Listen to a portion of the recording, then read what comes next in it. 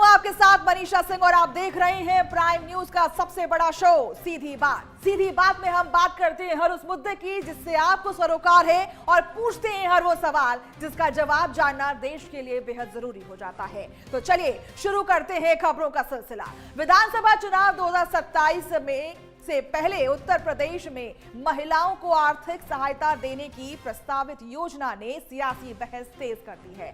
चर्चा है कि पात्र महिलाओं को कुल 50,000 तक की मदद दी जा सकती है। चुनाव से पहले 20,000 और बाद में 3 किश्तों में 10-10 हजार। हालांकि योजना अभी अंतिम रूप से घोषित नहीं करी गई है, लेकिन इसका संभावित चुनावी असर बड़ा माना जा रहा है। मध्य प्रदेश, महाराष्ट्र और बिहार में महिला केंद्रित नकद योजनाओं के चुनावी प्रभाव के बाद यूपी में भी महिला वोट बैंक को साधने की रणनीति साफ दिखाई देती है। खास सवाल यह है कि क्या सीधी आर्थिक मदद जातीय समीकरणों और एंटी इनकम्बेंसी की राजनीति को प्रभावित कर पाएगी। वहीं अखिलेश यादव ने प्रस्तावित योजना पर सवाल उठाते हुए इसे चुनावी लालच बताया है और सत्ता में आने पर महिलाओं को सालाना 40,000 देने का दावा किया है। ऐसे में 2027 का यूपी चुनाव सिर्फ जाति समीकरणों की लड़ाई नहीं बल्कि महिला वोट, डीबीटी और कल्याणकारी योजनाओं की राजनीतिक प्रतिस्पर्धा का चुनाव भी बन सकता है। बड़ा सवाल यही है कि क्या 50,000 का संभावित दाव योगी सरकार के लिए मास्टर स्ट्रोक बनेगा या विपक्ष इसे चुनावी रेवड़ी बताकर के इसकी काट निकाल लेगी। समाजवादी पार्टी की पहले भी सरकारें रह चुकी हैं और अखिलेश यादव जी सुबह ट्वीट करके इतश्री कर लेते हैं। वो विपक्ष में रहने का इतना ही रोल निभाते हैं जनता के हित में कि वो सुबह ट्वीट कर देते हैं बिना जाने, बिना तमाम तथ्यात्मक और भ्रामक खबरों के आधार पर उनका ट्वीट होता है। जहाँ तक उन्होंने कहा कि हम 40,000 रुपये देंगे, मुझे लगता है कि उनको ना तो उत्तर प्रदेश के बजट की जानकारी है, ना उन्हें ये पता है कि उत्तर प्रदेश में महिलाओं की संख्या कितनी है, ना उनको ये पता है कि टोटल रुपया कितना होगा। सुबह उठ के सिर्फ ट्वीट कर देने भर से जनता विश्वास नहीं करती। भारतीय जनता पार्टी ने जो योजनाएं चलाई हैं वो बिना कास्ट, क्रीड, रिलीजन का भेद किए हुए लोगों के दरवाजे तक पहुंची है। विकास जो हुआ है वो हर व्यक्ति को मिला है, उसमें हमने धर्म, जाति, वर्ग का विभेदीकरण नहीं किया है। तो मुझे लगता है जनता जनार्दन है। 2027 के चुनाव में योगी आदित्यनाथ के कार्यों के आधार पर जनता का आशीर्वाद और विश्वास हमारे साथ बना हुआ है। Bharatiya Janata party thumping majority से चुनाव जीतने की ओर अग्रसर है। अब देखिए, इस प्रदेश की कोई भी वर्ग, कोई भी समुदाय या मैं चाहे वो पुरुष हो, महिला हो, कोई अब भाजपा के झांसे में आने वाला नहीं है। झांसा दे चुके, ठग चुके जनता को। घी भी पिला दिया, स्कूटी भी बांट दिया, सब कर दिया इन लोगों ने। चढ़ावा भगवान के दरबार में चढ़ावा चोरी भी कर गए। तो अब ख़त्म हो चुके हैं। मुझे लगता है कि अब इनकी सेवाएं समाप्त हैं। अब ये पूरी तरीके से जाने वाले हैं और थोड़े दिन के लिए नहीं, ये सदा के लिए बहुत लंबे समय तक जाने वाले हैं ये लोग।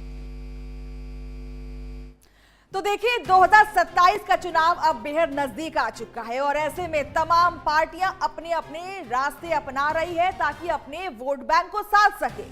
और इसी बीच देखिए जो खबरें अब सामने आ रही हैं, बीजेपी इस घोषणा की तैयारी कर रही है कि सभी महिलाओं को 50,000 रुपए दिए जाएंगे। साथ ही साथ उधर समाजवादी पार्टी भी ये कह रही है कि 40,000 रुपए का सालाना बजट जो है महिलाओं को दिया जाएगा। तमाम ऐसी बातें हैं जो अभी देखने को मिल रही हैं। हालांकि अभी ये पूर्ण तरीके से घोषणा नहीं की गई है। अब आपके समक्ष तमाम सुलगते सवाल रख देती हूं जिस पर आज हम करने वाले हैं सीधी बात। सबसे पहले सवाल नंबर 1, क्या 2027 से पहले 50,000 की मदद बीजेपी के लिए महिला वोट बैंक को साधने का सबसे बड़ा मास्टर स्ट्रोक माना जा रहा है? सवाल नंबर 2, क्या डीबीटी की राजनीति जातीय समीकरणों और पीटीए के प्रभाव को कमजोर कर सकती है? सवाल नंबर 3, क्या 50,000 के जवाब में अखिलेश यादव का 40,000 सालाना देने का जो वादा है वो सियासत में बदलाव लाएगा? और सवाल नंबर 4 कि क्या कल्याणकारी योजना और चुनावी रेवड़ी के बीच की सीमा धुंधली हो रही है? सवाल नंबर और सबसे आखिरी सवाल जो है 5वां सवाल, 5.50 लाख से ज्यादा संभावित लाभार्थियों वाली योजना का सरकारी खजाने पर कितना बोझ पड़ेगा, क्योंकि देखिए जिस तरीके से तमाम योजनाओं की बात कही जा रही है, तमाम बातों को रखने की कोशिश की जा रही है, ऐसे में यह जानना बेहद जरूरी हो जाता है कि आखिर इसका बजट कैसे निर्धारित किया जाएगा। क्योंकि देखिए ये बजट जो है सवाल कई हैं और ऐसे में यह सुनिश्चित करना होगा, जवाब हमें जानने की जरूरत है कि आखिर जो इतने बड़े बड़े वादे हैं वो कैसे पूरे होंगे। और देखिए तमाम चीजें हैं जो अब सामने आने लगे हैं। महिला वोट के लिए तमाम हथकंडे अपनाए जा रहे हैं। 50,000 बनाम 40,000 रुपए की जो रणनीति है वो तय होने लगी है। महिला वोट साधने की कवायद तेज हो चुकी है। बता दें आपको 2027 के चुनाव के लिए रणनीति अब सभी पार्टियां बनानी शुरू कर चुकी हैं और ऐसे में तमाम बातें सामने आने लगी हैं। और ये देखिए 50,000 बनाम 40,000 की जो राजनीति है वो देखने को मिल रही है, जो सीधे तौर पर BJP versus Samajwadi party. UP में महिला वोटरों की ताकत कितनी है आपको हम ये भी बता देते हैं। कुल वोटर जो है यूपी में वो 13.40 करोड़ है। महिला वोटर्स की बात की जाए तो 6.09 करोड़ है। अब आपको हम ये बता देते हैं सिलसिलेवार तरीके से कि साल दर साल किस तरीके से महिला और पुरुष के वोट बैंक में या फिर हम कहें जो वोटर्स हैं उसमें कितना बदलाव देखने को मिला है। सबसे पहले हम बात कर लेते हैं 2022 की। महिला जो है वो 62% रही है और 98% जो है वो पुरुष रहे हैं। 2022-12 में भी ऐसा ही देखने को मिला और 2017 में भी कुल मिलाकर के यही नंबर रहा है। और इस महत्वपूर्ण चर्चा के लिए तमाम गेस्ट पैनल हमारे साथ जुड़ चुके हैं। सबसे पहले मैं आपको उनसे तारुफ करा देती हूं। आपको हम बता दें कि बीजेपी से हमारे प्रवक्ता राम कुमार पाल जुड़ रहे हैं और समाजवादी पार्टी से प्रवक्ता सैयद अली अब्बास जुड़ रहे हैं। बहुत बहुत स्वागत है आप इस खास बातचीत के लिए। सबसे पहले मैं पूछना चाहूंगी बीजेपी से, बीजेपी के प्रवक्ता हमारे साथ जुड़े हैं, राम कुमार पाल जी जुड़े हुए हैं। सबसे पहले सर आपसे ये जानना चाहेंगे कि तमाम योजनाओं की बात की जा रही है, हालांकि अभी आधिकारिक जो जानकारी है वो नहीं मिल पाई है या फिर आधिकारिक जो घोषणा है अभी उसकी पुष्टि नहीं हुई है, लेकिन मैं आपसे ये जानना चाहती हूं कि बीजेपी महिलाओं को साधने के लिए क्या क्या करने वाली है और ये 50,000 की जो रणनीति है वो किस तरीके से सफल होगा। जी नमस्कार आपको और सारे श्रोताओं को और पैनलिस्ट को। देखिए ये बीजेपी ने अभी विचार बनाया है, घोषणा तो की नहीं है। इसी तरह अखिलेश ने ने अपने विचार व्यक्त किए थे एक चैनल के ऊपर। उन्होंने कहा था कि हम 500 रुपया दे रहे हैं तो 10 साल हम 1000 रुपया देते थे, तो 2 साल हो गए दिए नहीं तो 36,000 रुपये 4,000 रुपये ब्याज करके 40,000 की ऐसी उन्होंने गिनती बताई थी। उस पर बीजेपी भी विचार कर रही है, सत्ता पक्ष विचार कर रहा है। लेकिन एक बात है कि ये यूपी की वो सत्ता नहीं है जो पहले थी। पहले बीमारू राज्य में था, अब 5वें-6ठे नंबर पे यूपी आ चुका है। लेकिन फिर भी मैं अपनी पार्टी से अपील करना चाहूंगा कि ये कैश या ये रेवड़ी ये न बांटते हुए बच्चों की पूरी फीस माफ कर दे, एजुकेशन फ्री कर दे। जहां पे आप कुछ विद्यार्थियों को और सुविधा दें तो ये करिए ना। अगर महिलाओं के लिए कुछ करना है तो उनकी चीज फ्री कर दीजिए। कैश की रेवड़ी दोनों पार्टियां बांट रही हैं, ये बहुत अच्छा नहीं है। जातिवाद से देश बहुत उलझ चुका है, जातिवाद से ऊपर उठ के अभी आना चाहिए, राष्ट्रवाद की बात होनी चाहिए। जी बहुत खूबसूरत बात आपने कही है और काफी मुझे लगता है कि शायद ही कोई प्रवक्ता ऐसी बात करता होगा कोई स्पेसिफिक पार्टी से। शायद कोई हमारा वरिष्ठ सुने तो शायद उसको सुधार मिले और रियल जो लोग हैं उनको सहायता हो। आखिर वहां फीस के पैसे लिए जाते हैं, उसमें लूटपाट होती है। फ्री एजुकेशन देने में क्या जाने वाला है, फ्री मेडिकल देने में क्या जाने वाला है, वो दीजिए ना। कैश वितरण से क्या होगा, खा पी के सब हजम हो जाता है, एक दूसरे के लिए जात पात में बांटा जाता है। आज जितनी भी योजनाएं हैं तो सभी वर्ग को मिल रही है, सभी को मिल रही है। तो फिर आखिर बीजेपी ऐसा क्यों कर रही है राम कुमार जी? आखिर बीजेपी ये प्रस्ताव क्यों रखना चाह रही है? क्योंकि देखिए बात अगर करेंगे हम 2025 की, बात करेंगे हम 2023 की, तो यहाँ पर मध्य प्रदेश में और बिहार में चुनाव हुए थे और ऐसी ही योजना का आगाज किया गया था और उसी के तर्ज पर यहां पर भी 2027 के चुनाव में भी वही योजना लाई जा रही है, उसी की तैयारी चल रही है। क्योंकि देखिए पिछले इन राज्यों में जो चुनाव हुए थे तो बीजेपी को बड़ा फायदा हुआ था, तो क्या वही फायदा को लेने के लिए, उसी फायदे को फिर से साधने के लिए फिर से वही रणनीति अपनाई जा रही है? देखिए आर्थिक है, टैक्स का पैसा है, जनता का पैसा है। ये नेता लोग तो सारे पैसे पगार भी लेते हैं, फंड भी लेते हैं, यूज भी करते हैं, अपने घर के पैसे से कुछ नहीं करते, कोई भी हो, चाहे विपक्ष हो पक्ष हो। अगर आपको जनता डायरेक्ट लाभ देना है तो उनको फ्री एजुकेशन, फ्री मेडिकल और जो भी जरूरी है ये दीजिए। ऐसा मेरी आवाज आपके चैनल से पहुंची, मेरी दिल्ली बात है ये।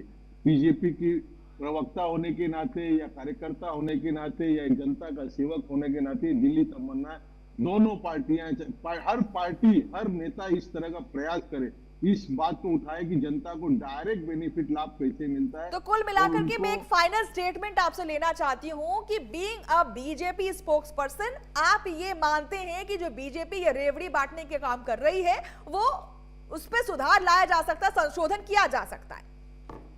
सिर्फ बीजेपी नहीं, सिर्फ बीजेपी नहीं जी, सारे नेता लोग पक्ष विपक्ष सब इस पैटर्न पे चले, राष्ट्रवाद के पैटर्न पे चले। राष्ट्र प्रथम है, जात प्रथम नहीं है। ठीक है, राष्ट्र प्रथम की बात हो रही है। बात करेंगे हम सैयद अली अब्बास जी से, समाजवादी पार्टी से प्रवक्ता है हमारे साथ जुड़े हुए। सर आपसे ये जानेंगे कि जिस तरीके से बीजेपी ने 50,000 रुपए का जो राशि है उसके बारे में बात की, तो वहीं अब अखिलेश यादव भी 40,000 सालाना आय की बात कर रहे हैं या फिर एक पेंशन प्लान की बात की जा रही है, तो कहीं ना कहीं कंपटीशन देखने को मिल रहा है।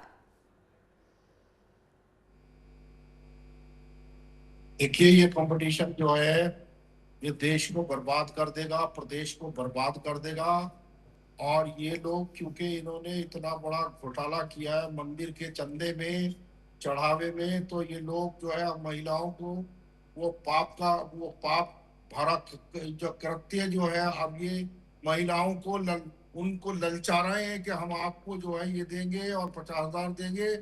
कोई महिला इतने उसकी नहीं है कि जो प्रदेश की महिला जो इनके पाप के पैसे को ग्रहण कर लेंगी। और मैं ये बता रहा हूँ कि ये इलेक्शन से, चुनाव से पहले इस तरह का जो है पैसा बांटना, ये काम, क्योंकि काम तो ये कर नहीं पाए, कोई विकास के नाम पे तो इन्होंने कुछ किया नहीं, एजुकेशन को बर्बाद कर दिया। देश में जो प्रदेश में इन्होंने जो सड़कें बनाई थी वो ध्वस्त हो गई हैं, सब ठेकेदारों के जरिए इन्होंने पैसा लूट लिया। सर जो है आम जनता का जो टैक्स का पैसा लूट खसोट कर ली, भगवान श्री राम के मंदिर को लूट लिया। अब किस चीज को लूटना बाकी है? अब महिलाओं को बेवकूफ बनाना बंद करें। हमारी महिलाएं जो है वो सभ्य है और हमारी महिलाएं इनके इस माया जाल में फंसने वाली नहीं है। ठीक है राम कुमार जी, आपसे मैं ये जानना चाहूंगी, जिस तरीके से आलोचनाएं की जा रही हैं बीजेपी के नीतियों की, तमाम जो तस्वीरें अभी सामने आई और जहां जिस तरीके से विपक्ष ने सरकार को घेरने की कोशिश की, तमाम मुद्दों के बारे में सैयद जी बात कर रहे हैं। उनका साफ कहना है कि जिस तरीके से मंदिर में घोटाले हुए, महिलाओं के साथ बदता की गई या फिर छात्रों की जो आवाज है उनकी अनदेखी की गई है, तमाम ऐसे मुद्दे हैं जिस पर सरकार अभी घिरती हुई नजर आ रही है। तो आप बताइएगा कि 2027 में बीजेपी कैसे इस बात से उभर पाएगी या फिर जो डैमेज कंट्रोल है वो कैसे करेगी? डैमेज कंट्रोल है, दिल्ली के जंतर मंतर के छात्र और झारखंड के छात्र एक गिनते हैं, ये गलत गिनती है। बिल्कुल एक गिनती हूं मैं, गरीब है, चाहे वो कहीं के भी छात्र हो, देश के छात्र हो, विदेश के छात्र हो, झारखंड के छात्र हो, महाराष्ट्र के छात्र हो, केरल के छात्र हो या फिर दिल्ली के छात्र हो, सभी एक समान हैं और सभी के मुद्दे जो है वो एक ही है कि जो शिक्षा व्यवस्था है उसमें सुधार की जाए। देखिए डबल स्टैंडर्ड नहीं होना चाहिए। दिल्ली के 20 से 25% छात्र थे, बाकी गुंडे आए थे। सब ये राजनीतिक पार्टियों के गुंडे थे और उसको ये लोग कह रहे थे कि बीजेपी और आरएसएस के गुंडे हैं। जब उसी बार बीजेपी और आरएसएस के गुंडे को अरेस्ट कर रहे तो भी इनके सर में दर्द होता है। क्या है, अभी एक तरफ तो रहो, अगर बीजेपी आरएसएस के गुंडे तो उनको अरेस्ट होने दो और अपने नाम बताओ। अब एक महोदय तो दिल्ली के हाईकोर्ट में चले गए, तो आप कैमरे से, फेस से आप उनका नाम मत जानिए, उनका नाम मत उजागर करिए। तो उजागर होगा कैसे? किसी का आधार कार्ड और आईडी लेके तो एंट्री दी नहीं थी। जो फेस के हिसाब से उनके रिकॉर्ड तलाशे जाएंगे। 2800 लोग उसमें बहुत बुरे बुरे केसों में थे। उसके बाद 190 पुलिस वाले उनके किसी परिवार के नहीं है, तो किसी के बहू बेटे बच्चे नहीं है, उनका कोई परिवार नहीं है। क्या पुलिस की नौकरी मार खाने के लिए होती है? क्या पत्रकार वहां पे मार खाने के लिए जाता है? और देखिए डबल स्टैंडर्ड इसके लिए बोलता हूं कि दिल्ली में किसी पत्रकार को या किसी लोगों पे सरकार ने कोई केस नहीं डाला था शुरू में। आज झारखंड में देखिए 500 लोगों पे केस डाला है। एक मुख्य अमन जी के ऊपर भी एफआईआर बनाया, उनको सुबह ब्रेकफास्ट के नाश्ते से उठा के लेके गई। तो ये क्या है? और वहां पर कीले मारे, डंडे मारे, उसके लिए कोई नहीं। और वो छात्र किसी भी नेता को, किसी भी पार्टी के नेता को अपना मंच नहीं दिया।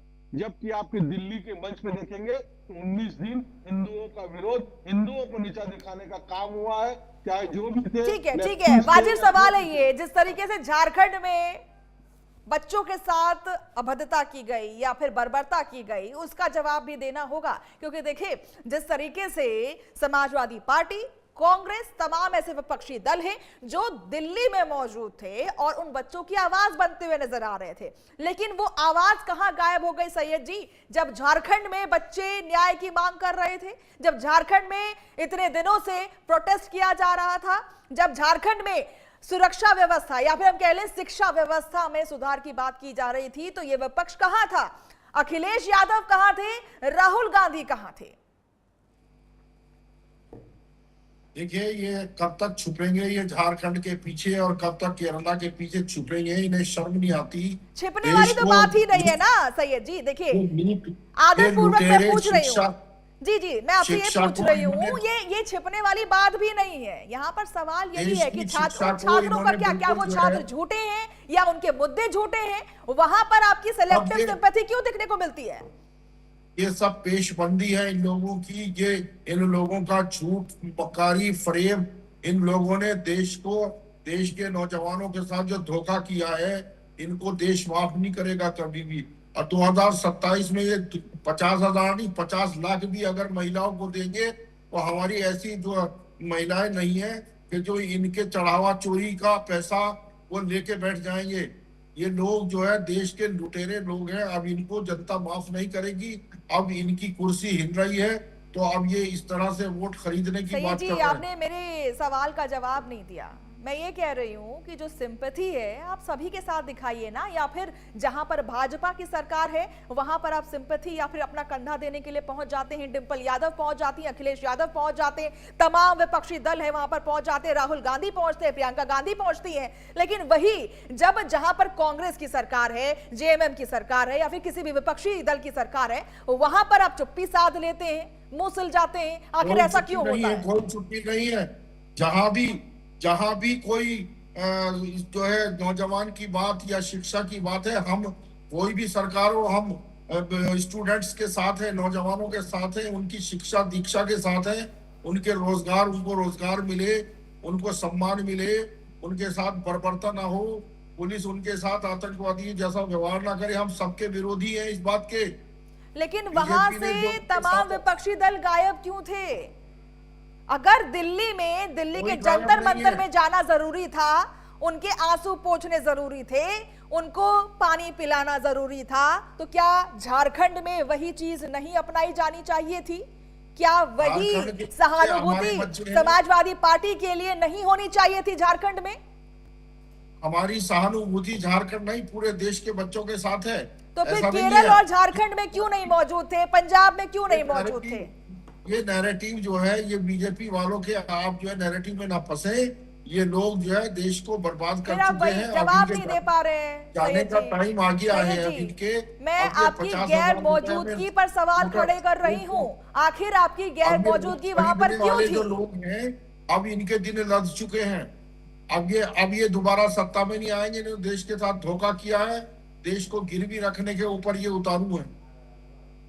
ठीक है, इसका खैर मुझे जवाब तो नहीं मिल पाया आपसे, लेकिन राम कुमार जी से मैं पूछना चाहूंगी कि जिस तरीके से आपने ये बात कही, झारखंड में जिस तरीके से बीजेपी एक्टिव थी, वैसे ही बीजेपी, क्योंकि केंद्र सरकार में आप बैठे हुए हैं, इतनी एक्टिव आप दिल्ली में क्यों नहीं थे?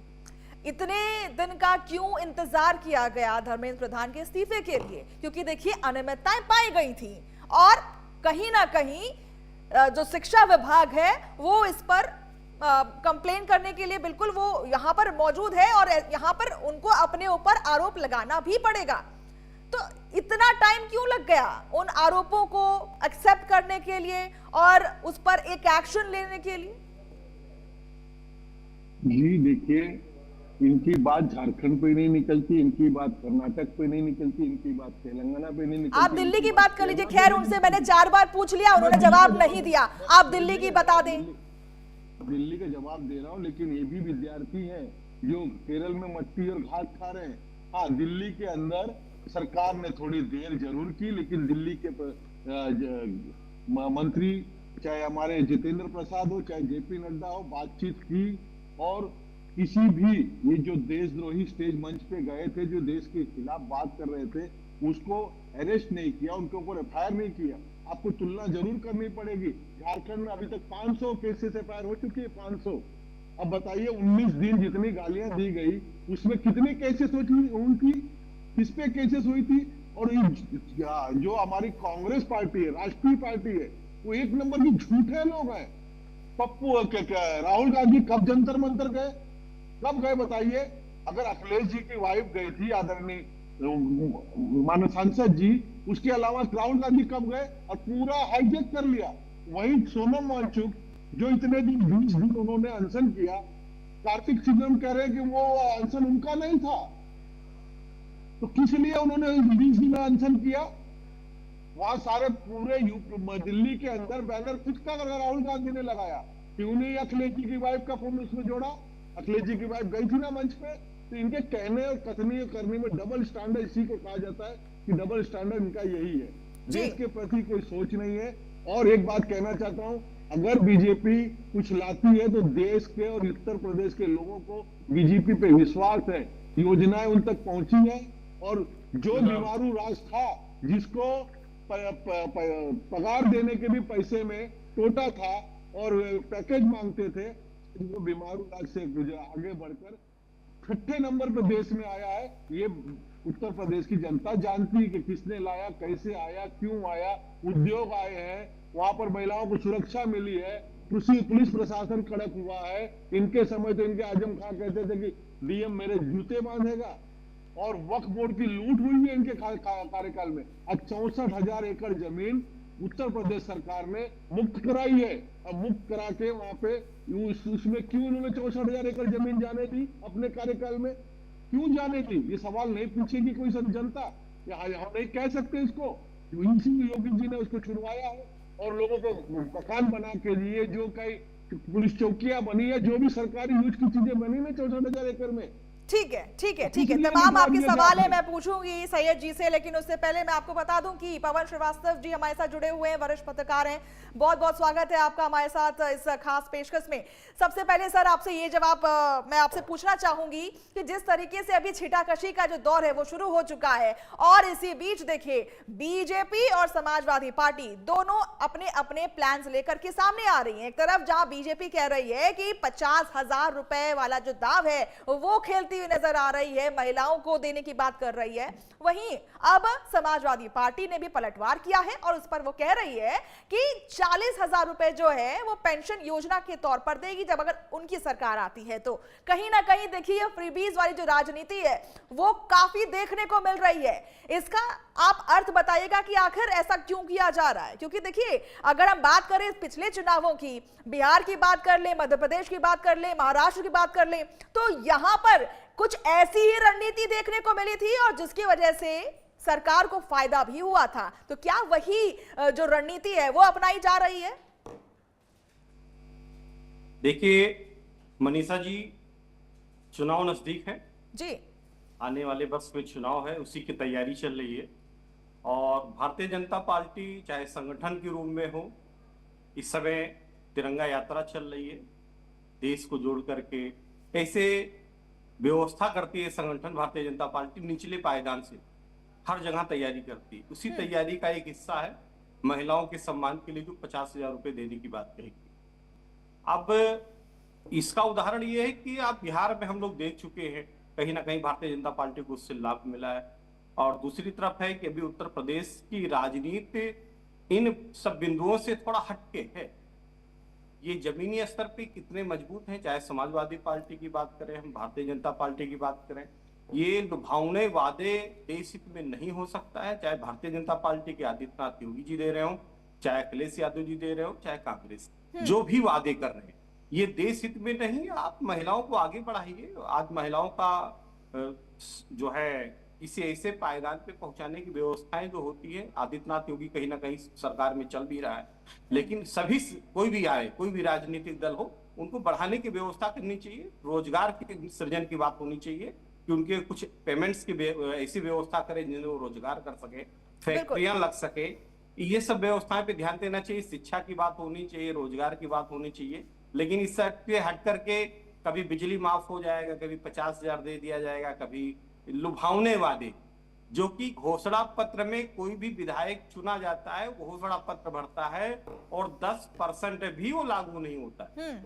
उसके बाद तो ये लुभावने वादे ही कह सकते हैं, चुनावी जुमले हो सकते हैं, जो भी हो, चाहे आदित्यनाथ जी का हो, चाहे अखिलेश जी का हो। लेकिन इसके साथ साथ एग्जाम कराया था, 44 लाख बच्चों ने इसका एग्जाम दिया था, लेकिन समाजवादी पार्टी नदारद है कि धरना प्रदर्शन या अन्य जो भी है, अब हमारे देश के अगर कुल मिलाकर के आपका ये कहना है कि ऑन ग्राउंड बीजेपी स्ट्रांग दिख रही है, लेकिन सवाल यही है कि देखिए जिस तरीके से साल दर साल जो महिला वोटर्स हैं उनकी वोटिंग प्रतिशत जो है, तमाम सारी व्यवस्थाएं आंगनबाड़ी है, केंद्र है, जो है तमाम सारी व्यवस्थाएं आंगनबाड़ी है, केंद्र हैं, और उसमें तमाम महिलाओं को समूहों के द्वारा तमाम लाभ दिया जा रहा है और समूह के द्वारा लोगों को रोजगार सृजन किया जा रहा है, ये तो समझ में आ रहा है। लेकिन ये कहीं ना कहीं जो है, ये जो 50,000 और 40,000 के लुभावने वादे हैं जो कि पूरा नहीं होगा, चाहे फिर भारतीय जनता पार्टी की बात करिए, चाहे समाजवादी पार्टी की बात करिए, वहीं कोई पूरा नहीं करने वाला। ये साक्षात बिहार हम लोग देख चुके हैं और उसके बाद में जो है उत्तर प्रदेश भी देखने को मिलेगा। लेकिन इस सबसे हटके राजनीति होनी चाहिए। राजनीति का तात्पर्य है कि आप पक्ष विपक्ष दोनों की सरकार, बिहार में तो काफी सफल रहा है ये स्कीम।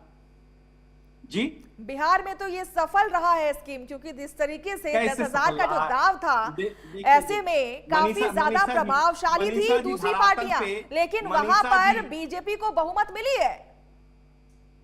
बहुमत मिली, मनीषा जी, बहुमत मिली। क्या वहां पे लोगों को, महिलाओं को पेमेंट मिला? किस स्तर पे मिला है? उसके बाद भी आप थोड़ा आकलन करिए, धरातल पे क्या हुआ है। वादे तो कर लेते हैं, नेताओं का काम है वादा करना, लेकिन तो फिर ऐसे वादे ये करने स्ट्रॉन्ग उचित जो भी नहीं ग्राउंड है वो कैसे बरकरार रखेगी पवन जी? देखिए, कहीं ना कहीं समाजवादी पार्टी और भारतीय जनता पार्टी, दोनों में जमीन आसमान का अंतर है संगठन के तौर पे। बिल्कुल, भारतीय जनता पार्टी संगठन पे बहुत मजबूती से काम करती है, लेकिन अगर आप धरातल पे कार्य की बात के देखेंगे, विकास की बात देखेंगे, तो अखिलेश कहीं ना कहीं एक नंबर जाते हैं। इसमें कहीं कोई दो बातें नहीं है। अखिलेश जब भी मुख्यमंत्री थे उत्तर प्रदेश में, तो उनकी जो विकास की योजनाएं थी वो दिखाई पड़ रहा था। और आज आप कानपुर एक्सप्रेसवे की बात रखिए, उद्घाटन हुए भी तो जुमे जुमे 7 दिन हुए। इसके बाद हमारे यहाँ जितने भी रिकॉर्ड बने हैं, रिकॉर्ड बनाने का तत्पर 24 से ज्यादा एक्सप्रेसवे बना दिया भारतीय जनता पार्टी ने। और विकास की बातें हैं कि आपके लखनऊ में नालों में पानी, गंदगी की व्यवस्था अधिकारी सुन नहीं रहे हैं। ये सब जो जमीनी स्तर पे है, लेकिन इसका लाभ समाजवादी पार्टी उठा नहीं पा रही है। समाजवादी पार्टी उठा नहीं पा रही है और फिर कहीं ना कहीं भारतीय जनता पार्टी को फिर मौका मिलेगा, निश्चित है।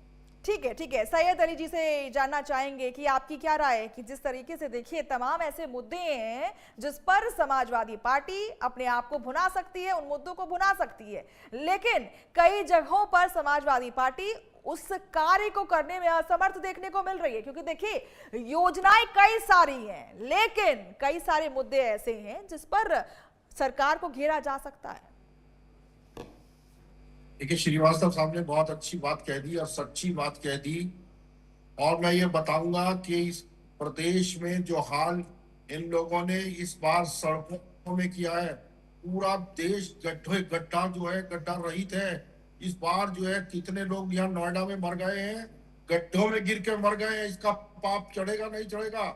अगर ये भविष्यवाणी कोई कर रहा है कि इस बार भी इतने लोगों को मारने के बाद भी यही सरकार आएगी श्री रामचंद्र जी के मंदिर को लूटने के बाद भी यही सरकार आएगी, और पूरे देश में इन्होंने स्टूडेंट्स के साथ जो व्यवहार किया है, बेटियों के आशीर्वाद देंगे। आप दिल पे हाथ रख के कह दें। ठीक है, ठीक है। हमारे साथ राम कुमार जी बैठे हुए हैं, तो अब उनसे बात करेंगे, जानने की कोशिश करेंगे कि जिस तरीके से लगातार सरकार पर सवाल उठ रहे हैं, अब अपने आप को कैसे भुनाएगी, क्योंकि देखिए चौतरफा घिरती हुई नजर आ रही है बीजेपी। देखिए, ये तो घेरने के तरीके हैं। इस तरीके में सत्य क्या है, असत्य क्या है, ये जनता जानती है। तो श्रीवास्तव जी ने कुछ सुझाव देने का प्रयास किया, कुछ बातें रखी, तो उसको टोटल ही डिनाई नहीं किया जाएगा। यही जनता की आवाज उठाने के तरीके होते हैं, प्लेटफॉर्म्स होते हैं। लेकिन एक ही मुद्दा पकड़ के, अरे भाई आप लोग ने क्या किया है जानती है जनता। तो ये आप अगर मनीषा जी आपको दिखाना हो तो फिर इनके कार्यकाल में कितना था और अभी कितनी योजनाएं हैं। तमाम योजनाएं हैं जिसका जनता लाभ ले रही है, डायरेक्ट ले रही है, बिना जात पात के ले रही है, बिना जात पात के। हर वर्ग को बेनिफिट मिल रहा है, हर वर्ग को। रामपुर जैसे क्षेत्र में 540 प्रधानमंत्री आवास मिले रामपुर क्षेत्र में। तो इसका ये नहीं है कि किसी, एक बात है कि सबको मिल रहा है, राष्ट्र की बात है, राष्ट्र के हिसाब से है। लेकिन मैंने प्रथम जो कहा था, अगर वैसा सारे सरकारें पक्ष विपक्ष करे, ये चुनावी रेबड़ियां रोकड़े में बांटने के बजाय हेल्थ में और शिक्षा के विद्यार्थियों को फ्री। लेकिन एक बात आप मुझे ये समझा दीजिए कि जिस तरीके से 50 लाख से ज्यादा महिलाओं को 50,000 रुपए देने की जो बात कर रही है, ऐसे में वित्तीय बोझ कितना बढ़ जाएगा और जो सरकारी खजाना है उस पर कितना लोड पड़ेगा। सेम सवाल मैं करूंगी सैयद जी से भी, लेकिन इससे पहले आपसे जवाब पूछूंगी। देखिए, जितना बजट है उतना बांटने की बात कर रहे हैं। कितना लाख करोड़ का बजट है आज उत्तर प्रदेश में, जो बीमारू राज्य से बाहर लाए, 6ठे नंबर पे प्रदेश है, और उतनी 50,000 से राशि होती है, बांटने की बात कर रहे हैं। ये कैसे होगा? और ये होना भी नहीं चाहिए। ये जुमला है, आप ऐसा कहना चाह रहे हैं? चाहे अखिलेश जी हो, चाहे योगी जी हो, ये कैश की रेवड़ी नहीं होनी चाहिए। योजनाओं में बेनिफिट दो, या शिक्षा में बेनिफिट दो, मेडिकल में बेनिफिट दो। ये दो मुख्य मुद्दे हैं, और ये सही जाएगा। आगे का जीवन युवाओं का है, बच्चों का है। मुझे लगता है इस पूरे डिबेट में, इस मुद्दे पर मुझे लगता है तीनों जो हमारे गेस्ट हैं वो सेम पेज पर आते हैं, और सबकी जो राय है कुल मिलाकर के सेम ही है। मुझे बहुत खुशी हुई कि सभी लोग एक तरह से सोच रहे हैं, एटलीस्ट समाज के बारे में सोचा जा रहा है, ना कि सिर्फ अपने पॉलिटिकल जुमले के बारे में। पूछूंगी मैं सैयद जी से। सैयद जी, जिस तरीके से अब अखिलेश यादव ने यह प्रस्ताव रखा है कि अगर उनकी सरकार आती है तो 40,000 रुपए महिलाओं को दिया जाएगा सालाना, ये बजट कैसे पास किया जाएगा? इसकी गणित जो है आप जरा समझाने की कोशिश करें कि आखिर किस आधार पर वो इतना बड़ा क्लेम कर रहे हैं। देखिए, बीजेपी वालों ने तो जो है प्रदेश को और देश को लूट लिया है, ये तो दे सकते हैं। नहीं, आप बताइए ना कि आपका प्लान क्या है। ठीक है, बीजेपी का प्लान उन्होंने बता दिया कि वो इससे इत्तेफाक नहीं रखते हैं। जो भी बीजेपी कहना चाह रही है उससे वो इत्तेफाक नहीं रखते, उनका साफ स्टैंड समझ में आ गया है। आप जरा बताइएगा, अखिलेश यादव ने आज ही ट्वीट किया है, उसमें साफ साफ लिखा है कि 40,000 रुपए सालाना महिलाओं को दिया जाएगा। अब ये बजट की जो गणित है, इसको समझा दीजिए कि आखिर किस तरीके से सिद्ध किया जाएगा। देखिए, आर्थिक सहायता हमने पहले भी दी है, और आगे को भी हम आर्थिक सहायता, जरूरतमंद जो है हमारी बहनें हैं, हम उनको आर्थिक सहायता जरूर देंगे, जिससे वो कामकाजी महिलाएं बने, उससे जो है वो पैसा जो है कमाए और देश की तरक्की में अपना योगदान दें। जो पैसा वो कमाएंगे, तो पैसा वो कमाएंगे, उससे प्रदेश की तरक्की होगी। वो उल्टा पैसा फिर जो है उसमें आएगा, फिर फ्लो में आएगा, तो प्रदेश की तरक्की होगी। तो इसमें तो क्या बुराई है? सैयद जी, आपसे एक शिकायत है मेरी कि मैं सवाल करती हूँ, आप उसका मुझे सटीक जवाब नहीं देते हैं। इन्होंने तो मंदिर लूट लिया है, इन्होंने तो देश को लूट लिया है। फिर वही बात सैयद जी, मैं सवाल क्या कर रही हूँ, आप जवाब क्या दे रहे हैं? नाम पे देश को लूट रहे हैं, गोकशी करा के सीधा साधारण सा सवाल है सैयद जी, सीधा साधारण सवाल है। मैं राम मंदिर की बात नहीं कर रही हूँ, राम मंदिर की बात नहीं कर रही हूँ, मैं आप ही के, ठीक है, इन लोगों समाजवादी पार्टी से जो बयान सामने आ रहे हैं, मैं उसके बारे में पूछ रही हूँ कि आखिर उसको सिद्ध कैसे किया जाए। वालों का कोई दीन ईमान नहीं है। ये तो देश के लुटेरे लोग हैं। अरे मान ये तो लिया देश किसी को का लूट कोई के ईमान भागने नहीं वाले है, लोग आप हैं। अपनी ईमानदारी से जवाब दीजिए ना। मैं आपसे क्या पूछ हमने रही हूँ, बताया है आप ना, दुनिया जहान घूम हम करके देश चले की आ रहे महिलाओं हैं, को लेकिन उनके जो सवाल मैं रोजगार आपसे के कर लिए- रही हूँ आप वो सवाल का जवाब नहीं दे पा रहे हैं। हाँ, हम देश के देखिए, हम अपने प्रदेश की महिलाओं को उनके एक रोजगार के लिए हम उनकी मदद करेंगे। और ये हम कोई जो चुनावी जुमला नहीं है 40,000 ये 40,000 तो के चुनावी बारे में जुमला, बात ये कर तो- रही हूँ सैयद जी, 40,000 की बात जी, कर मैं रही हूँ। उसी को कह रहा हूँ। जी, मैंने उसी को 40,000 कहा जो है। सालाना आय की बात हो रही है उसका बजट कैसे हम तय किया इनको जाए?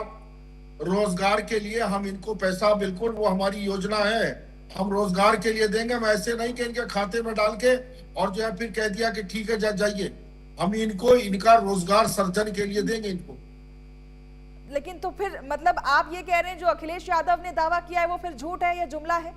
क्योंकि उन्होंने तो सालाना आय की बात की है। अरे भाई, हम तो रोजगार की बात कर रहे हैं ना। हम उन्होंने इनको रोजगार की स्वावलंबी बात तो बनाएंगे। नहीं की, उन्होंने ये कहा कि महिलाओं जिस तरीके से महिलाओं को बीजेपी अगर 50,000 रुपए बनाने के देती है लिए तो समाजवादी पार्टी भी महिलाओं को 40,000 रुपए देगी।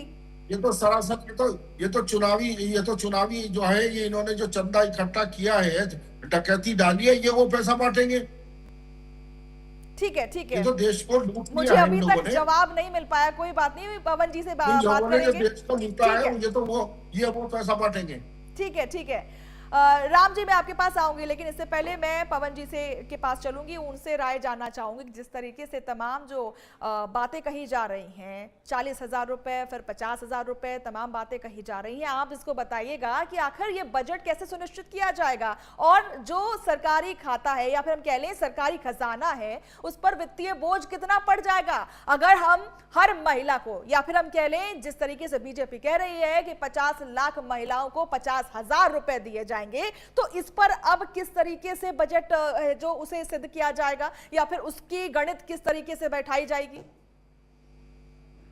देखिए मनीषा जी, सर्वप्रथम तो ये समझना होगा कि आदित्यनाथ योगी जी जो 50,000 रुपए महिलाओं को देने की वादा किए हैं, ये इस पे भी रणनीति बननी है। और 50,000 में इन्होंने जो कहा है कि 20,000 रुपए हम चुनाव से पहले देंगे और 10,000 रुपए हम चुनाव के बाद 3 किस्तों में देंगे। और इस पे जो अभी विचार चल रहा है वो ये विचार चल रहा है कि जिन महिलाओं की आय 1 लाख से 2 लाख के मध्य में, ये उनका चुनाव करें और उनका चुनाव करने के इनको स्वयं सहायता समूह के द्वारा उनको रोजगार देने की व्यवस्था की जा रही है। ऐसा सूचना हमको इस शाम को मिला है। अगर ऐसा सूचना होता है तो इस योजना में कहीं कोई गड़बड़ नहीं है। आदित्यनाथ जी को धन्यवाद देना चाहिए अगर इस योजना के तहत कर रहे हैं। लेकिन आप अभी कह रहे थे ना कि 10,000 रुपए देने में सरकार चूक गई और अब 50,000 रुपए कैसे दे पाएगी? मनीषा जी, लेकिन अगर चुनाव से पूर्व ये 20,000 रुपए महिलाओं के खाते में डाल रहे हैं तो ये कहीं ना कहीं रिश्वत कहलाएगा। चुनाव जैसे पहले गांव में चलता था, 100, 200, 500 रुपए दे करके लोग वोट को खरीदते थे तो वो इलीगल रहता था। अब ये सरकार जो है, चाहे सपा की हो चाहे भाजपा की हो, फिलहाल तो भाजपा कर रही है, ये इसको लीगल बना रहे हैं। लीगल 20,000 रुपए आपके अकाउंट में दे रहे हैं, महिलाओं को दे रहे हैं और उनसे वोट मांगने की कोशिश कर रहे हैं। ये गलत, बिल्कुल इस ये तरह जो से मैप नहीं, है आप योजना लेके आइए। आप तमाम मनीषा जी, तमाम प्रकार की योजनाएं चल रही है, स्वयं सहायता समूह की योजनाएं चल रही है, कौशल विकास योजनाएं चल रही है। महिलाएं कहीं ना कहीं अग्रणी हैं, व्यवसाय में अग्रणी हो रही हैं, आगे जो है तमाम प्रकार के कारोबार कर रही हैं, हर चीज में, शिक्षा क्षेत्र में हो रही हैं। आज हमारे महिलाएं हो या विद्या हमारे देश की हो, वो कहीं पीछे नहीं। सीबीएसई का बोर्ड देखेंगे उसमें भी 1 नंबर पे है। तो ऐसे बच्चों को, होनहार बच्चों के प्रति इनको पैसा देना चाहिए, शिक्षा की व्यवस्था करना चाहिए, स्वास्थ्य की व्यवस्था करना चाहिए। जो हमारे देश में जटिल समस्या बनी हुई, किसी भी हॉस्पिटल में आप जाएंगे तो वहां की स्थिति देखेंगे, अगर आप नगर निगम की बात देखेंगे तो वहां की स्थिति देखेंगे धरातल पे क्या है। इस पे विचार करना चाहिए, इस पे खर्चा करना चाहिए। योजना अगर आदित्यनाथ योगी जी कोई स्वयं सहायता समूह के लिए लेके आ रहे हैं तो बढ़िया है, लेकिन अगर वोट खरीदने की व्यवस्था से आ रहे हैं तो ये उचित नहीं है, देश के लिए उचित नहीं है। ठीक है। राम जी, किस तरीके से आप देखते हैं, जैसा कि उन्होंने कहा है कि जो पैसे अभी देने की बात कर रहे हैं वो रिश्वत से कम नहीं है, तो कहीं ना कहीं बीजेपी महिलाओं को साधने की कोशिश तो कर रही है, लेकिन कुछ अच्छे उपाय भी हो सकते थे। चाहे वो रोजगार की बात हो, चाहे वो शिक्षा की बात हो, कई सारे ऐसे हथकंडे वो अपना सकते थे, कई सारे ऐसे रास्ते थे जिस पर बीजेपी काम कर सकती थी। लेकिन जिस तरीके से वन टाइम पेमेंट या फिर हम जो डीबीटी की बात कर रहे हैं, ये थोड़ा सा अटपटा लग रहा है। क्योंकि देखिए, बिहार में भले ही उनको इस बिना पर जीत मिली हो, लेकिन जिस तरीके से पवन जी ने कहा कि वो सफल रहा लेकिन डिलीवर्ड नहीं था, तो क्या यहां पर भी वैसी ही स्थिति देखने को मिलेगी कि सफल तो हो जाएगा लेकिन फिर से वादा खिलाफी हो जाएगी? देखिए, पवन जी ने कहा, पवन जी मैं भी इसके पक्ष में नहीं हूं, लेकिन सपा प्रवक्ता ने कहा कि हम महिलाओं को मजबूत करने के लिए दे रहे हैं, तो हम उससे ज्यादा और मजबूत करने के लिए सोच रहे हैं योगी जी। अगर 40,000 दे रहे तो हम 50,000 दे रहे हैं। अपने बात को तो साबित कर रहे हैं कि हम महिलाओं को मजबूत करने के लिए ले रहे हैं, हमारे बात को वो लोग डिनाई फिर कर तो रहे हैं। कंपटीशन हो गई ना, ये तो कंपटीशन हो गई। कंपटीशन, लेकिन मैं तो शुरू आपने 20 रुपए दे मनीषा दिए। जी, मनीषा जी, मैं इस रोकड़ा जो होता है, इसकी रेवड़ी के मैं शुरू से खिलाफ हूँ और अभी भी खिलाफ हूँ। मैं बच्चों को शिक्षा फ्री दीजिए, मेडिकल फ्री देने का प्रयास कीजिए पूरे प्रदेश में, इससे बड़ी कोई सेवा नहीं हो सकती आज की तारीख में। जी ठीक है, आपसे ये जानना चाहेंगे कि 2027 में आखिर क्या रणनीति रहेगी, कौन कौन से मुद्दे रहेंगे जिस पर बीजेपी चुनाव लड़ेगी? क्योंकि देखिए, घोषणा पत्र तो उसको अभी आने में समय है, लेकिन पहले से इस पर काम जो है वो शुरू हो चुका है, चाहे वो विकास कार्य हो या फिर तमाम ऐसे मुद्दे हो। तो कौन कौन से ऐसे मुद्दे हैं जिस पर बीजेपी जो है ताल ठोकेगी? देखिए, प्रथम मुद्दा तो हमारा यही है कि जिसको कहते थे कि राम अवैध है, राम मंदिर बना दिया। आज राम मंदिर से 70,000 करोड़ का टारगेट है, इनके समय कितना था? और उसके बाद ये जो अब हमारी राम मंदिर के पीछ पे आ गए हैं, तो इनका व्यवहार गड़बड़ा गया है, इनको वो समझ नहीं आ रही है।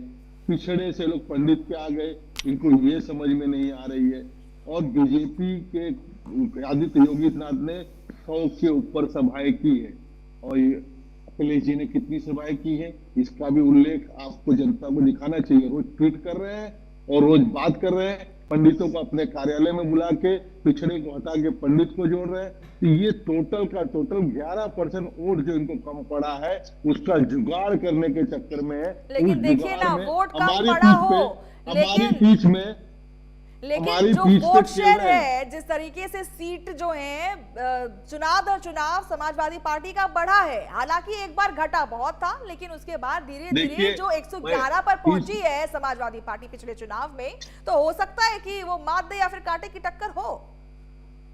कांटे की टक्कर तो है ही नहीं, वहां पे एक राजेंद्र गौतम पाल गए हैं, 200 क्या बात कर रहे हैं? 47 से 111 का जो अंक है, इसको पार करना या फिर ये जो चढ़ाव है वो देखना कोई आम बात नहीं है। 47 से 111, आप समझ रहे हैं, 50% से ऊपर का ये है शेयर। लेकिन इस वक्त कांग्रेस का और इनका क्या चल रहा है, और इनके राम मंदिर पे पीछ पे आने से ओवैसी जी का क्या चल रहा है? क्या ओवैसी जी को आप नहीं समझ रहे हैं? जो MY वाले हैं वो सोच रहे हैं, इनकी करतूत को देख रहे हैं, इनके कर्म को देख रहे हैं कि इनके नाम पे वोट लेके किसके काम जाने चाहते हैं। तो ये होता है कैडर और ये होता है संगठन। हमारा राम जी है, राम जी रहेंगे। हमने तो 4 सरकारें कुर्बान की है। राम मंदिर की बात कर रहे हैं, चलिए आप इसका एक जवाब बाबरी मस्जिद के नाम पर देखो, बाबरी मस्जिद पे चंदे नहीं हुए थे, बाबरी मस्जिद को जिलाने को सॉलिसिटर जनरल नहीं बनाया गया था, ये क्या झूठ बात है?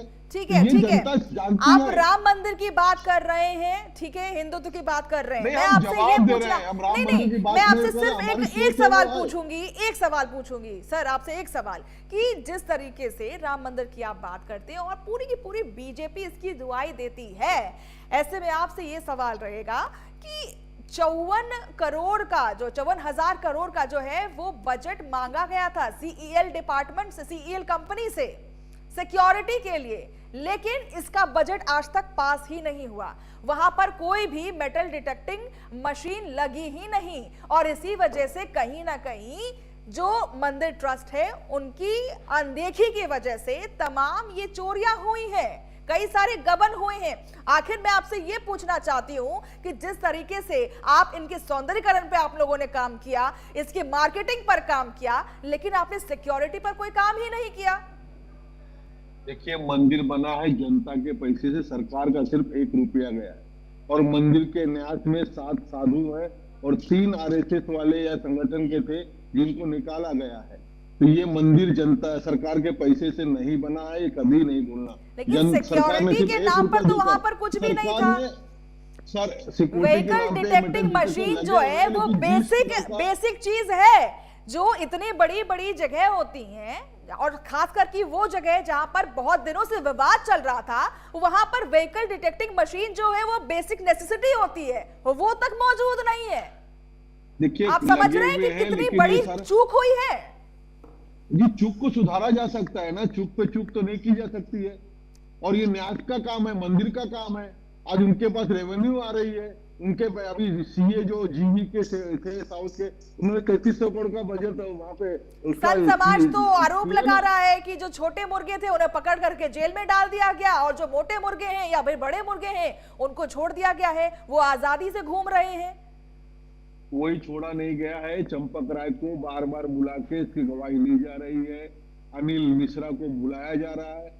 बचा तो सिर्फ वही है जो साउथ से आए थे, उसको भी अगर हमारा विपक्ष चाहे और प्रूफ दे तो अंदर डाल सकते हैं। चोर को बचाना नहीं चाहिए, ये गलत चीज है। चोर का पक्ष लेना गलत चीज है। हम कभी चोर का पक्ष नहीं लेते हैं। चोरी हुई है, 1100 कर्मचारियों में 11 लोगों ने चोरी की है, तो कर्मचारी थे। इसका जवाब कोई साधु नहीं था, कोई पंडित नहीं था, कोई मौलवी नहीं था चोर। ठीक है, समाज को इन लोग न बदनाम करें। कर्मचारियों ने चोरी की और किसी के पास, ठीक है, सैयद जी के पास चलेंगे। सैयद जी, कोर्ट ने कमेटी बिठाई है, वहां पे ठीक है, सैयद जी के पास चलेंगे, उनसे जानने की कोशिश करेंगे कि जिस तरीके से पीडीए का फॉर्मूला पिछले चुनाव में पिछड़ा, दलित और अल्पसंख्यक हुआ करता था, और अब जो है पी का जो फॉर्मूला है वो बदल चुका है, पी का फुल फॉर्म बदल चुका है, अब पंडितों को उसमें उस श्रेणी में डाल दिया गया है। तो आखिर इतने सालों के बाद ब्राह्मणों की याद कैसे आ रही है समाजवादी पार्टी को? हमारी पार्टी में ब्राह्मण वर्ग नहीं, सभी वर्गों के लोग हैं और सिरमौर रहे हैं। तब तो ये पीडीए फॉर्मूला ही नहीं आना चाहिए था, इतना स्पेसिफिक क्यों है? देखिए, मैं अभी इनकी बात का जवाब देता हूँ। जो ये भोले भाले टोपीबाज जो बैठे हैं हमारे पाल साहब, ये कितनी बेशर्मी से बात कर रहे हैं। मंदिर को लूटने के बाद इन्हें शर्म नहीं है, हया नहीं है, बिल्कुल भी। इन्हें 1% भी मैं देख रहा हूं कि इनके चेहरे पे अगर कोई पश्चाताप भी हो। ये लुटेरे मंदिर के आज ऐसे बात कर रहे हैं सीना तान के। मैंने अभी श्रीवास्तव साहब से कहा, क्या इन लोगों को पाप नहीं लगेगा? अगर भगवान के यहाँ न्याय है तो इनको भगवान श्री राम चंद्र जी ऐसा अभिशाप देंगे कि ये 100 साल तक भी इस देश की सत्ता पे कभी नहीं आ पाएंगे। झूठे ये दगाबाज लोग हैं, धोखेधड़ी करके, झूठ बोल के। ठीक है, इसका जवाब तो आपने दे दिया, लेकिन आपने पीडीए के फॉर्मूले में जो चेंजेस आए हैं आप इसका भी जवाब दे दीजिए सैयद जी। ये काले अंग्रेज हैं, इन्होंने देश को लूट के अंग्रेजों की तरह ही भागेंगे ये लोग। ठीक है, अब इसका जवाब दे दीजिए कि जो पीडीए का फॉर्मूला है उसमें इतना बदलाव क्यों देखा जा रहा है? एक दौर में पिछड़ा हुआ करता था पी का मतलब, और अब पंडित। तो ऐसे में कहीं ना कहीं हर किसी को साधने की कोशिश, या फिर हम कहें कि ये जो फॉर्मूला है बहुत ही ज्यादा स्पेसिफिक हो चुका है। देखिए, समाजवाद का मतलब ही ये है कि हर वर्ग का प्रतिनिधित्व हो, सबको समान अधिकार हो। इन लोगों की तरह नहीं है कि ये लोग जो है एक सजाती एक ही वर्ग के लोगों को, ब्राह्मणों के कितने एनकाउंटर इन्होंने कर दिए। इन्होंने अभी बिहार में कैसे उसको निर्दोष लड़के का एनकाउंटर किया, बिहार में इनकी मट्टी खराब कर दी प्रशांत किशोर ने। इनको पाप लगा है उसकी हत्या का। ये देश के हत्यारे हैं, लुटेरे हैं, डाकू हैं, बलात्कारी हैं ये लोग। ठीक है, क्लोजिंग स्टेटमेंट लेंगे पवन जी से। जिस तरीके से देखिए छीटाकशी का जो दौर है वो अब लगातार देखने को मिल रहा है, आपसे ये जानने की कोशिश करेंगे 2027 में किस तरीके से कौन सी पार्टी हावी पड़ सकती है, क्योंकि देखिए रणनीति दोनों की तैयार है और लगातार वो धरातल पर उसको उतारने की कोशिश कर रही है। जी मनीषा जी, देखिए आदित्यनाथ योगी जी को 2 बार हो गया उत्तर प्रदेश के मुख्यमंत्री बने, तो कहीं ना कहीं जनता कितना भी अच्छा आप काम करिए वो बदल देती है। तो सरकार भारतीय जनता पार्टी के साथ सबसे माइनस पॉइंट यही चल रहा है। दूसरी चीज जो इनकी यहाँ अंदरूनी गुटबाजी चलती है, ये है। तीसरा महंगाई, बेरोजगारी, ये सारी मुद्दे हैं ठीक है। भारतीय जनता पार्टी की माइनस पॉइंट, नेगेटिव वर्ड। अगर हम समाजवादी पार्टी की बात करें तो टिकट बंटवारा इनके यहाँ अहम मुद्दा है। सिर्फ पिछली बार इनको अच्छे खासी स्पीड दिख रही थी कि हाँ चुनाव में अच्छी व्यवस्था थी इनकी, चाहे फिर लोकसभा की रही हो चाहे विधानसभा की रही। टिकट बंटवारे का इनके यहाँ अखिलेश यादव जी के यहाँ है कि अहंकार आ जाता है, थोड़े दिन अच्छे चलते हैं फिर वो ट्विटर से चलना शुरू कर देते हैं। दूसरा चीज इनका संगठन, धरातल पे मेहनत नहीं करना चाहते, अच्छे लोगों को उनको सम्मान पद नहीं देना चाहते हैं, चापलूसी वाली व्यवस्थाएं है, परिवारवाद का एक जो नारा है वो है, ये इनकी माइनस पॉइंट है। अब अगर यही हम भारतीय जनता पार्टी की जो अच्छाइयां हम देख रहे हैं, उन अच्छाइयों की बात करें तो इनके यहाँ संगठन बहुत मजबूत जी। इस समय तिरंगा यात्रा चल रही है जी। अब अगर आप देश की बात करिए, आप मंदिर की बात करिए, तो आप विकास की बात करिए, तो आप कहीं भी आप दर्शनों के बीच में रहेंगे तो कहेंगे भाजपा ही है जी। अगर आप विकास की बात करते हैं, मंदिर की बात करते हैं तो है। ये आरोप लगता है। ठीक है, इस आरोप को, ये आरोप इनके पक्ष में जाता है भारतीय जनता पार्टी के। दूसरी चीज ये है कि उत्तर प्रदेश की अगर हम बात करें तो यहाँ पे मुस्लिम और यादव, ये दो वोट अखिलेश यादव जी के एकदम ठीक है, गिने चुने वोट थे, कहीं अलग नहीं जाना था ठीक मनीषा है। जी। इसी के साथ इस भारतीय जनता पार्टी चर्चा ने को हम यहीं ओबीसी पर के विराम साथ देंगे। साथ ठीक है। बहुत बहुत शुक्रिया आप सभी का हमारे साथ जुड़ने के लिए, तमाम जानकारी हमसे साझा करने के लिए। और वक्त हो चला एक छोटे से ब्रेक का, कहीं मत जाइएगा, बने रहे प्राइम न्यूज़ के साथ।